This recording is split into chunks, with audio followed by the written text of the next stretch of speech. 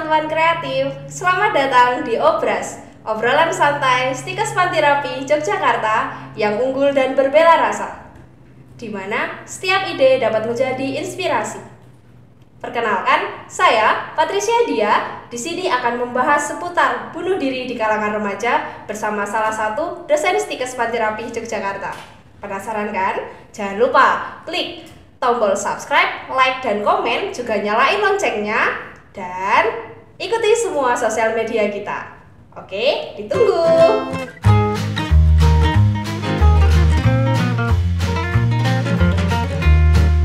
Nah, kita sudah kedatangan salah satu dosen Stikes yang juga dirasa expert dalam bidang ini. Nanti kita akan sedikit berbincang-bincang. Kita intip dulu narasumbernya. Selamat siang Ibu. Halo Mbak Cia, selamat siang. Ibu boleh kenalan dulu dong ke teman-teman kreatif biar lebih dekat gitu. Oke, hai sobat muda semua. Diminta perkenalan nih, saya Ibu Dani. Mengajar psikiatrik nursing sudah hampir 30 tahun ya. 30 tahun mengajar psikiatrik nursing, dan saya senang karena Mbak Cia mengajak ngobrol-ngobrol santai tentang masalah yang serius di kalangan mahasiswa dan anak muda pada umumnya.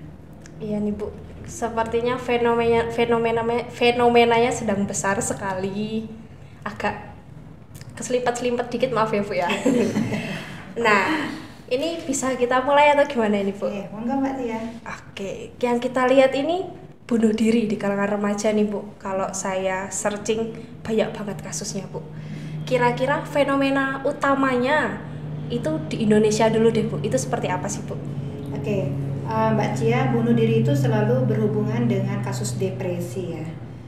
Kasus depresi itu dari zaman ke zaman selalu angka-angka evidensnya atau angka-angka kejadiannya rata-rata 30% dari total populasi. Dari zaman ke zaman, sejak zaman dulu lah, sama zaman Socrates dan lain sebagainya sampai sekarang. Dan mungkin sampai ke depan akan kurang lebih seperti itu. Nah, bunuh diri sekarang menjadi sangat lebih marak pasca pandemi ya, terutama ya. Pasca pandemi, bunuh diri meningkat di kalangan anak-anak dan remaja karena memang pandemi itu memberi dampak yang cukup signifikan terhadap status mental kita semua, terutama anak-anak remaja. Dari sisi teknologi informasi, pandemi memberi manfaat untuk advancing di pembelajaran, tapi dari sisi mental health, pandemi memberikan decreasement atau degradasi kesehatan mental secara makro, bukan hanya di Jogja, tidak hanya di Indonesia, tapi di seluruh dunia. Dan ini fenomenanya seperti fenomena gunung es Mbak Cia. Jadi kalau Mbak Cia dengar ada yang di dukuh ini atau di universitas ini atau di hotel sana atau di mana, itu kan hanya yang naik ke permukaan, sebagian kecil. Tapi sebagian kecil, puncaknya aja gitu ya, 10% mungkin yang naik. Tapi sebetulnya fenomena esnya banyak sekali kalau kita mau jujur gitu Mbak Cia. Berarti bisa dikatakan yang ter-up itu hanya dikit, tapi dimungkinkan percobaan bunuh diri di kalangan remaja itu sangat banyak ya Bu ya? Ya.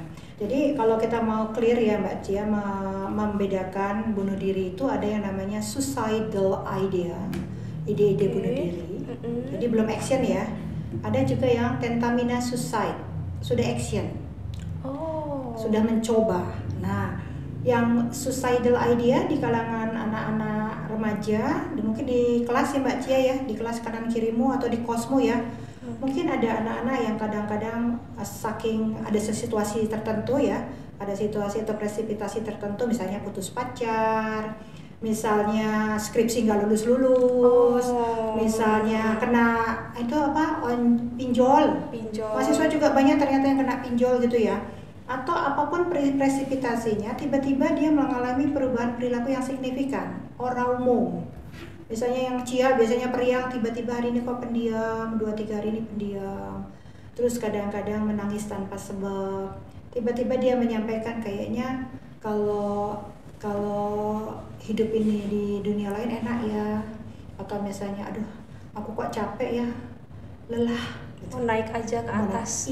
Mau naik aja ke atas atau apa Mbak? Jadi kalangan remaja kira-kira istilahnya apa yang kamu sering temui sehari-hari? Kalau biasanya nih Bu ya di TikTok tuh kebanyakan sih yang saya ketahui itu masalahnya nggak jauh-jauh dari putus pacar. Terus juga mungkin ada beberapa yang masalah keluarga ya, ekonomi dan lain-lain.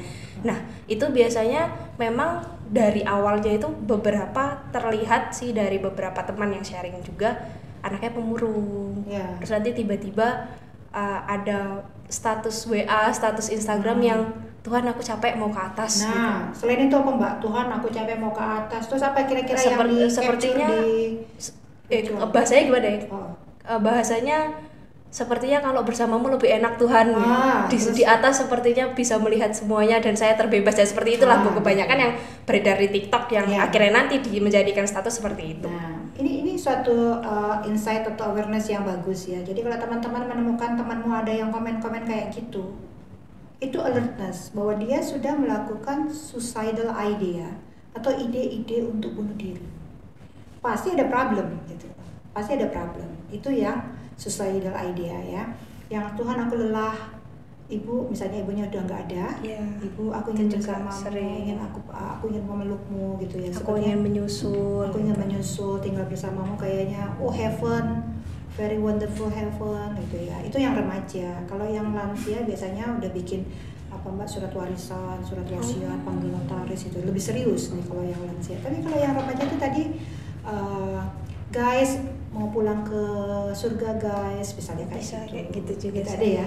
Nah itu tolong kalau menemukan ada status WA, Instagram temanmu terdekat, kanan kirimu, anggota keluargamu yang kayak gitu tuh, itu alertness, jangan dicuekin. Itu sudah masuk kategori suicidal idea, ide-ide bunuh diri.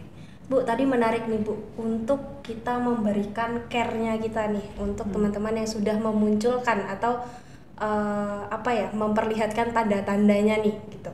Nah, kan tidak semua orang itu akan memberikan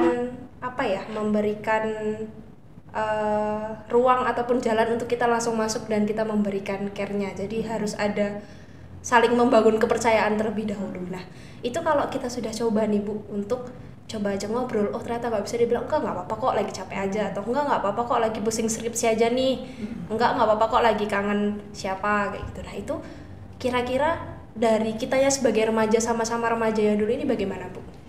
Sebetulnya dia paling bisa itu ngomong dengan teman dekatnya ya. Jadi maksud saya teman dekatnya dia jangan nyuekin. Gitu. Jangan karena kesibukannya udahlah lewat aja gitu. Melo banget sih lo kayak gitu aja tempe gitu misalnya gitu. Jadi teman terdekat dia, siapapun orangnya atau anggota keluarga terdekat dia, kalau sudah ada notice kayak gitu jangan cuekin Mbak Cia. Karena itu harus meningkatkan alertness ya. Take time, sahabat dekatnya. Take time, berhenti, dampingi dia. Dampinginya nggak usah pakai lu ada apa sih masalah, lu apa sih nggak tahu. Jalan dulu yuk, atau jalan atau duduk aja di sampingnya. Ya ngapain dulu gitu. Duduk aja di sampingnya dulu. Nggak harus right to the point. Lo ada masalah apa sih gitu loh ya. Kalau masalah itu aib, tentunya nggak akan mudah. Iya tidak enak itu untuk dibuka. Ya, misalnya masalah aib tuh dia diperkosa atau dia itu nggak mudah ya. Masalah. Ya, masalah yang sensitif itu nggak mudah Mbak Cia. Jadi duduk aja, yuk bakso nekono enak loh, makan bakso yuk gitu misalnya. Masuklah dengan activity yang memang sehari-hari kalian lakukan. Masuk situ thread, baru bisa mendengarkan. Nomor 1 adalah beri ruang dia untuk ventilasi. Jadi ketika udah dapet tadi trustnya, beri ruang sebanyak-banyak untuk ventilasi. Karena balon di dalam alam bawah sadar itu lagi tegang. Ya. Pernah ikut kuliah jiwa ya Cia ya. Ada balon di bawah sadar itu ya. Terus isinya banyak gitu kan. Penuh gitu kan. Nah ya, penuh dalam bahasa psikiatriknya basic anxiety-nya sedang meningkat. Jadi elevasi, escalating basic anxiety dia, maka bahasa enaknya curhatin dulu gitu ya. Curhatin dulu gitu ya. Keluarin. Karena dengan curhat nanti balonnya tuh kempes. Nah, kalau balonnya udah ngempes, alam pikirnya menjadi lebih luas, berpikir dan lebih rasional, baru tuh bisa dikasih masukan. Lo harus gini. Itu nanti kalau ansietasnya tuh udah kempes, balonnya tuh udah ansietasnya udah turun, belakangnya udah kempes gitu loh Mbak Cia. Kadang-kadang itu kan kita memang PR-nya yang banyak adalah, termasuk saya tidak banyak waktu untuk mengeksplor itu ya, untuk memventilate itu gitu loh Mbak Cia. Dan juga untuk ada butuh waktu juga untuk observasi setelah mendengarkan dan lain-lainnya juga. Kalau nanti udah enak ngobrolnya, udah dapat, terus aku kok baca di status WA lu tuh lo mau going to heaven tuh apa sih? Ada apa sih? Gitu lah. Bisa boleh dong cerita. Walaupun tidak membantu banyak, misalnya Mbak Cia diceritain temannya problemnya ternyata utang pinjolnya sampai 30-40 juta, kan nggak bisa solutif ya? Iya, itu nggak bisa solusi bisa ya? juga kita kasih uang ya Bu ya? Nggak bisa ya, orang nggak punya duit juga nggak punya uang juga soalnya. Setidaknya itu yang ada di dalam alam bawah sadarnya dia itu udah kempes dulu lah. Jadi prioritas pertama decreasing the anxiety, itu prioritas pertama. Itu setelah prioritas pertama decreasing anxiety-nya dapat, baru increasing capacity knowledge-nya, meningkatkan kapasitas kognitifnya untuk melihat masalah secara terang benderang. Kalau sudah kelihatan secara terang benderang masalahnya, baru bisa coping mekanismenya diperbaiki. Jadi kalau orang itu lagi jutek tinggi, mengkoreksi coping mekanismenya nggak bisa. Problemnya orang bunuh diri itu karena dia nggak bisa ventilasi, lalu merasa tidak tertolongkan, tidak terdengarkan. Nomor satu, tidak terdengar, tidak ada yang mau mendengar, tidak ada yang mau menolong, bantuan tidak helpless gitu ya, tidak ada orang-orang yang mau menolong dan tidak ada jalan keluar, helpless, lalu hopeless, tidak ada harapan, nggak ada harapan, putus asa, terus meaningless, hopeless, helpless, meaningless, jadi ngenes ya. Sudah selesai. Lalu ketika ngenes ya wes ngapain gitu ya, gimana lagi, hidup gak ada artinya, gak ada lagi gunanya gitu. Akhirnya dia ke situ. Maka kalau kita bicara satu level tadi, suicidal idea, jangan mengignore orang yang punya atau berani menampilkan ide-ide bunuh diri di sosial medianya. Satu, entah di sosial media atau di langsung ngomong gitu ya Mbak Cia. Terus ada yang kedua adalah orang yang sudah masuk ke percobaan bunuh diri. Yang paling sederhana percobaan bunuh diri di kalangan muda apa Mbak Cia? Misalnya? Ya mungkin minum Wipol, minum pembersih toilet ataupun deterjen. Ya eksperimen ya. Jadi kemarin saya waktu nguji stase jiwa RPL Mbak Cia, dari 5 mahasiswa yang bekerja di satu rumah sakit, 4 kasusnya adalah bunuh diri. Di antara remaja, masih remaja, ibu muda gitu ya, remaja dan ibu muda. Yang remaja itu salah satunya ada yang merasa tadi tidak lulus skripsinya, nggak rampung-rampung. Selesai tekanan terus. Kayak gitu. Terus dia minumnya oplosan Mbak, Baiklin tambah Panadol. Baiklin tambah. Ya. Tapi kalau sudah kehendak Tuhan tidak dicabut, mau dikasih Baiklin, bensin tambah Panadol tambah 10 obat, kalau Tuhan berkehendak ya tetap nggak akan gitu ya. Maka kalau udah ada orang yang mencoba minum obat, entah satu obat tapi banyak, atau oplosan, maka itu sudah percobaan bunuh diri. Gitu. Atau di kalangan mahasiswa itu saya ya self harm lah ya Bu ya, gitu ya, yang sampai kelihatan kan ada bekasnya lah teman-teman, jadi ada bekasnya gitu, tapi jangan dilakukan juga gitu. Karena nanti kalau kedalaman juga termasuk percobaan bunuh diri walaupun tidak sengaja ya Bu, seandainya terlalu dalam dan ya kalau udah kayak gitu nanti kalau mau cari kerja nggak bisa Mbak Cia. Di pemeriksaan fisik akan kelihatan. Oh iya, ada percobaan bunuh diri, terus intravenous drug user yang narkoba, banyak titik-titik narkoba atau masukin obat lewat sayat-sayatan, itu waktu pemeriksaan fisik waktu mau kerja angel. Nah tuh teman-teman, nah lo gimana coba ternyata self harm ataupun yang dalam tanda kutip meninggalkan bekas bisa terlihat loh teman-teman untuk nanti proses pemeriksaan fisik sebelum bekerja, dan itu akan menghambat ya Bu ya. Apalagi kita yang sudah kuliah, terutama nih teman-teman semester akhir, ya kalau pusing skripsi bolehlah jalan-jalan aja, jangan sampai saya paham dan teman-teman Makan juga aja, makan aja makan. makan aja nggak apa-apa makan nggak apa-apa ya, walaupun makanannya nggak sehat paling tidak lah. Ojo, nanti kamu tidak mati karena bunuh dirinya, tapi kamu mati karena obesitasnya ya Oh iya, jadi ya tetap makannya tetap dikondisikan, berarti makan salah. apa yang sehat gitu ya. Berarti Bu, kalau ide-ide bunuh diri itu tidak muncul atau tidak di-up di Instagram, mungkin mereka-mereka yang mempunyai ide ini tidak aktif di sosial media, jadi tidak dikeluarkan, bagaimana itu Bu? Artinya kasat matanya kayak apa gitu kan? Iya. Kalau tidak pakai sosmed. Ya tadi Mbak ada perubahan perilaku, yang tadinya periang jadi pemurung, malas mandi, malas makan, malas keluar kamar. Oke. Ya, terus lebih murung, kadang-kadang menangis tanpa sebab, kemudian enggan berpartisipasi aktif, nggak keluar kamar berhari-hari, keluar hanya ambil makan masuk lagi gitu ya. Insomnia Mbak, sulit tidur. Ya, Insomnia ya, mengalami Bu waktu penyusunan skripsi ini ya. Tapi nggak sampai bunuh diri. Nggak sampai dong Bu, saya masih bisa coping mekanismenya masih bekerja. Mengoping atau mengkopling? Mengcoping.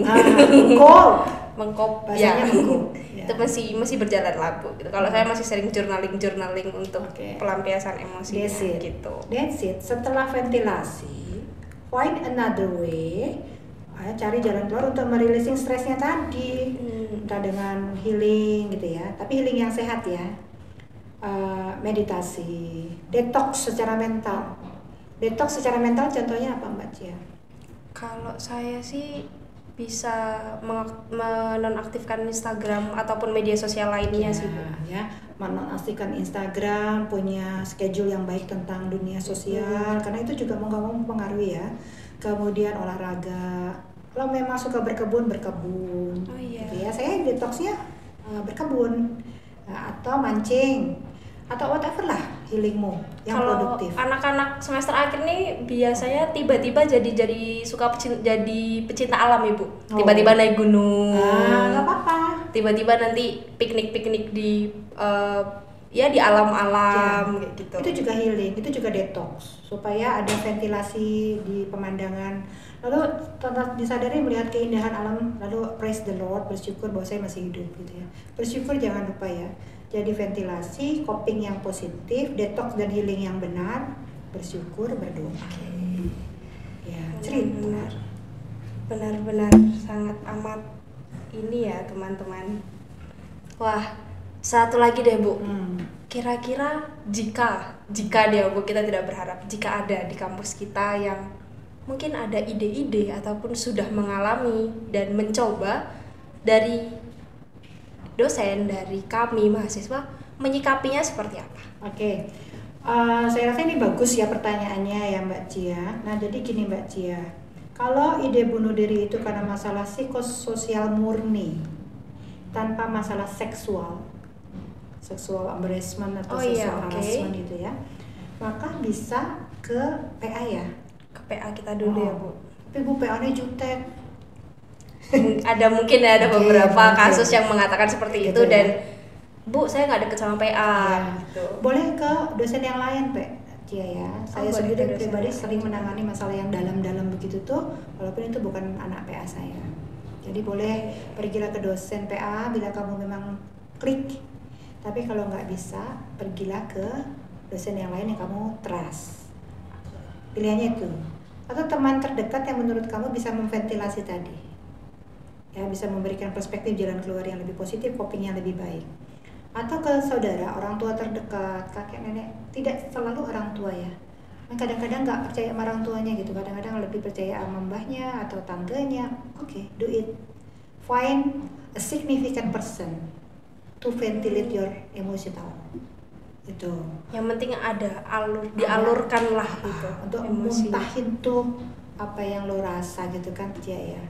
Nah, find another person. Syukur-syukur nanti orang itu kemudian bisa memberikan beberapa alternatif coping yang lebih positif. Oke. Kalaupun nggak bisa, kadang-kadang menangis, berdoa, silensium, healing tadi itu juga drug ya, obat ya. Karena alam semesta, doa, air mata itu juga menjadi bagian dari obat. Wah. Kalau udah nangisnya banyak, lega nggak? Lega banget Bu. Itu obat karena mengeluarkan zat neurotransmitter tertentu yang rilis sehingga tensionnya, kecemasannya jadi turun. Tidur cukup, healing tadi, detox tadi yang sudah kita omongin banyak tadi. Wah, Copingnya juga dibenerin. Copingnya. Kalau dikoreksi copingnya, ya diperbaiki copingnya begitu. siap.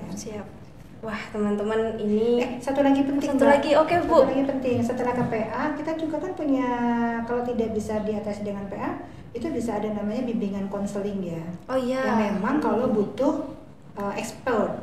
Jadi kalau ke PA udah tertangani aman. Tapi kalau di PA tidak tertangani, PA bisa merujuk ke expert. Karena PA nanti akan diskusi dengan bagian kemahasiswaan dan Waket 3, apakah kasus yang seperti ini harus ke expert atau tidak. Gitu. Nah, kalau bunuh dirinya karena presipitasinya bertambah karena sexual harassment atau sexual abuse, itu kita punya PKKS, PPKS, P3KS. pedoman penanggulangan dan penanganan Kekerasan seksual. kekerasan seksual, PPKS ya. Iya. Itu kita juga ada timnya, kita udah punya protokol mengatasinya itu, kita punya ruangan konselingnya juga, dan kita punya jejaring kerjasama kemitraannya bila memang membutuhkan expert dan treatment yang lebih khusus dan lebih lanjut. Wah, Udah ada jalannya, oke, jadi sudah ada jalan jangan merasa tidak ada jalan sendiri. kan? Jangan tidak ada jalan, loneliness, helpless itu, kita ada banyak sarana gitu.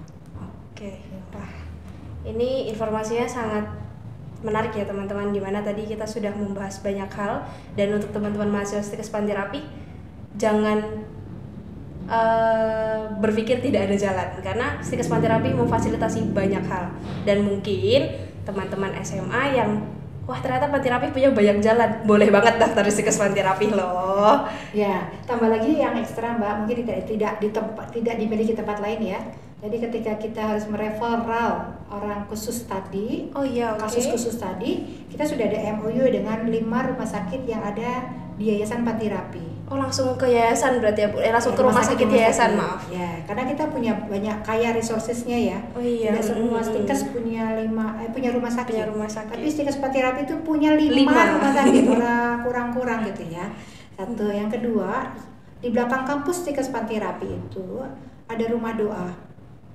Ada taman doa. Taman doa. Ya, taman doa Pringgulung, ada gereja gitu ya. Jadi juga bisa ke sana karena itu juga menjadi media untuk menyalurkan ansietas atau kecemasan, ketegangan tadi. Jadi sudah enak kan? Banyak sekali Nah, jalan-jalannya kan? itu. Mau ke dosennya, ke PA-nya, ke expertnya, ke spirituality guiding-nya, Ditenangin dulu semuanya ada. Gitu kan? Oke teman-teman, wah banyak sekali ya hari ini yang kita bincang-bincangkan bersama Ibu Dani yang merupakan salah satu dosen Stikes Panterapi Yogyakarta, spesialisnya kejiwaan ya Ibu ya. Begitu. Tadi mungkin teman-teman juga bisa memperoleh banyak hal, dan kalau dari aku terutama kalau teman-teman sudah ada yang buat SW atau Instagram, kalau aku minta tolong temenin naik gunung, ditemenin ya, karena itu adalah salah satu cara aku bertahan hidup. Ditemenin beneran teman-teman, ditemenin aja daripada nanti takutnya kehilangan kan. Jadi kita temani saja, bagaimana entah naik gunung manapun, atau ya makan bakso bersama. Dan juga kalau memang sudah ditakutkan terlalu jauh, bisa PA, dan sudah banyak sekali expert-expert yang bisa membantu begitu. Dan uniknya tuh Mbak Cia, beberapa kasus bunuh diri di Jogja itu ada juga pada mahasiswa kesehatan ya? Oh iya Bu, saya baru tahu itu Bu. Ada beberapa di antara mahasiswa kesehatan. Maka mari teman-teman mahasiswa kesehatan, apalagi yang sudah di semester advance, itu kan udah punya banyak MK yang ke arah jiwa ya. Malah ada spiritualitas karya, ada jiwa 1, jiwa 2, kemudian ada apalagi Mbak Cia, komunikasi kayak gitu lain-lain. Jadi maksud saya jangan sampai ada kasus ya viral, tambah lagi deretan mahasiswa kesehatan yang bunuh diri. Karena apa? Karena Anda tuh punya pengetahuan lebih rata-rata daripada mahasiswa teknik punya pengetahuan itu psikiatrik dan kesehatan mental lebih baik daripada Ada mahasiswa bekal lah ya, Bu. sastra, gitu ya. Kemudian kasus di depan mata, banyak kasus-kasus itu juga ada tahu apa dampaknya sampai ke nanti anak cucu Anda juga bisa melihat, men-tracing itu. Dan mungkin bisa ikut analisis gitu Bu, kira-kira penyebabnya apa nih gitu sambil diskusi-diskusi. Ya, nggak tahu saya di UKM ada nggak yang mengolah ini gitu ya. Tapi kalau nggak ada saya Sepertinya belum ada, mungkin nanti bisa. gitu ya. Ada satu topik-topik di English Club yang bicara ini. Oh iya, English bisa. biasanya kita bisa repeat berkali-kali supaya ada kesadaran bersama bahwa itu kan secara manusia dan secara spiritualitas gitu ya, bukan pilihan yang dikehendaki Tuhan, juga bukan pilihan yang dikehendaki manusia juga harusnya gitu, karena you cut the creation of God itu humanis kita harus itu ya. Wah, oke Bu, terima kasih banyak Ibu. Ya. Sepertinya kita sudah masuk ke sesi terakhir begitu Bu. Kira-kira closing statement yang dari Ibu apa nih Bu buat teman-teman kreatif yang menonton podcast kita hari ini? Ya, tanggal 10 Oktober itu adalah Hari Kesehatan Mental Sedunia ya. Mari kita sama-sama jaga kesehatan mental kita, healing, detox, kemudian please be meaningful. Kalau kamu menjadi manusia yang meaningful dan bermanfaat, produktif, kamu akan jauh dari hal-hal itu. So let's us together fill our journey. Kita isi journey kita dengan hal-hal yang positif, dengan hal-hal yang bermanfaat. Karena dengan positif dan manfaat dan produktif, kita akan tidak masuk ke dalam dunia yang tadi loneliness, meaningless, hopeless tadi. Dan satu lagi, keep in touch with the God, with the sumber dari kekuatan kita. Tuhan yang Maha Esa. Oke. Wah Ibu, terima kasih banyak untuk wawasan-wawasan yang hari ini didapatkan. Ya, sama-sama Mbak Cia, berbagi sederhana, semoga bermanfaat ya. Amin. Nah, begitu teman-teman obrolan santai kita bersama Bu Dani. Tunggu obrolan selanjutnya di Obras, obrolan santai Stikes Panti Rapih Yogyakarta yang unggul dan berbela rasa. Karena setiap ide dapat menjadi inspirasi, tetap kreatif dan inspiratif. Bye-bye!